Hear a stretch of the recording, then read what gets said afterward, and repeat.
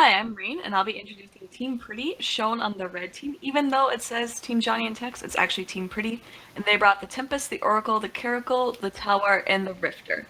And everything warped in at 0, except for the Tower, which warped in at 20.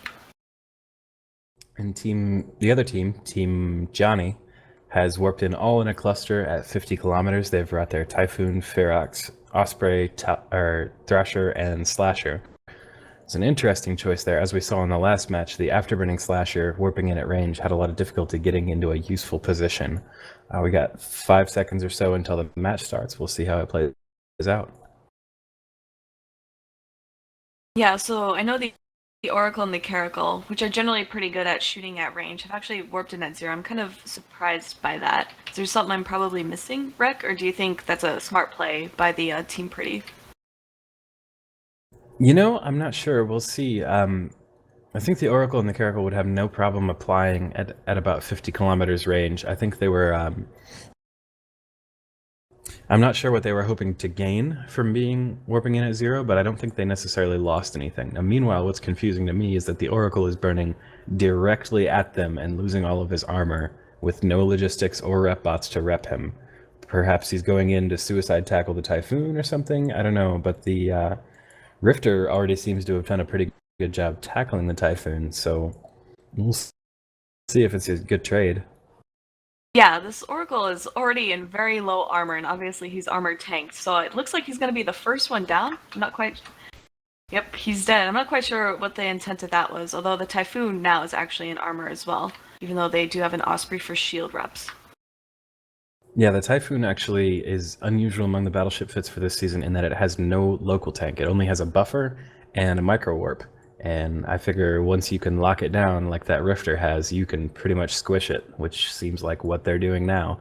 And the Rifter, though, also is dipping perilously low. He's in low armor for an armor tanked frigate, again, with no reps or anything to save him. So the Typhoon goes down and the Rifter will soon follow.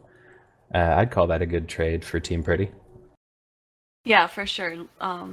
Especially for like losing an Oracle and a Rifter for taking out the battleship. That's pretty decent. Although now they're gonna have to use this Tempest and this Caracal to hopefully either kill the Osprey or break through Osprey reps on the remaining ships for Team Johnny.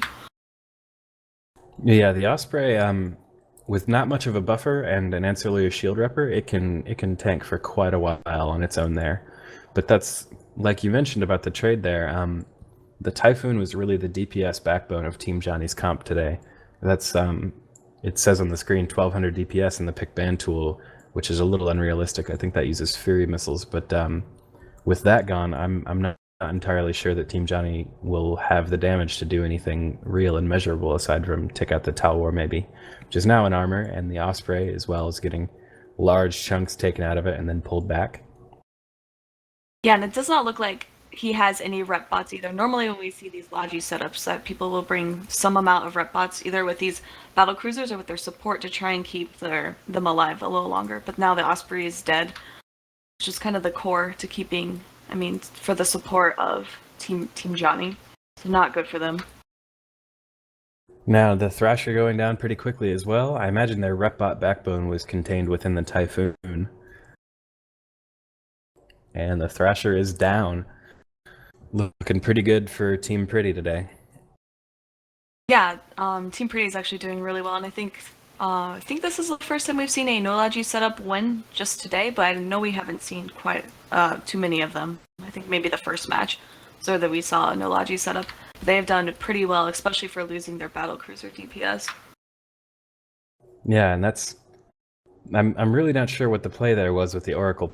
Perhaps we'll find out later, but the Tempest on its own still does quite a bit of damage, and with no tackle as well, they seem to be having no problems applying. And they're about to trade their Caracal for the Slasher, and that looks like it's probably going to be about it for this match. Yep, so we just have the Team Pretty Tempest and Tower against the Team Johnny Ferox. I think even if the Ferox were to get rid of this tower, it would lose by points. So it's kind of just either waiting it out and seeing if it can survive, or maybe trying to kill. I don't know if it can beat a Tempest, but I mean, it doesn't hurt to try. It never hurts to try, especially not when you're living to win. The Tempest now burning at over 1,000 meters a second towards the Ferox, probably trying to get tackle on him so he can get some close range ammo to bear. He's neutralizing it now too, so the Ferox's microwave will probably shut off pretty soon. Meanwhile, the Talwar has made his way, I'm just eyeballing it here, probably over 100 kilometers away from the Ferox, which is well out of useful range for the Talwar itself, but also well out of the danger zone. Yeah, it's better to like keep that tower. I don't know. He could always fly out and then wait for the Ferox to switch on this Tempest before flying back in. The Ferox now back up to speed, going 1,200 meters a second or so away from the Tempest. He's not... Oh no, he is trying to get at the Talwar, but he's pretty slow to turn once he's at speed there. Those Caldari ships got a really wide turning radius. The energy neutralization from the Tempest still on him, and now damage drones from the Tempest now headed toward the Ferox as he dips below half shield. Yeah, this looks like a cat and mouse game almost, just like back and forth of being flying around the arena. This tower on my screen shows like he's actually pretty close away from the center of the arena, although I don't know if he will pull a boundary violation like the last team did. I've got him at a comfortable 93 kilometers from the center, although he's not moving particularly fast, and the Ferox is gaining on him, and there he goes. Yeah, he just got volleyed off the field. Holy cow. Although this Ferox is now in armor, so it looks like it was worth it, losing the tower, baiting with the tower to get this Tempest on the Ferox. The Tempest now appears to be gaining on the Ferox, and he's got him at about 20 kilometers range. The Ferox now dipping into hull as he frantically shoots back at the Tempest, who's not even been focused yet this game, probably hasn't even fired up his ancillary booster. Yep, Ferox is now in low structure. He's gonna pop pretty quickly. And there he goes, giving the game to Team Pretty's Tempest, who managed to last man standing the entire arena. And with that, we'll send it back to Apothene in the studio.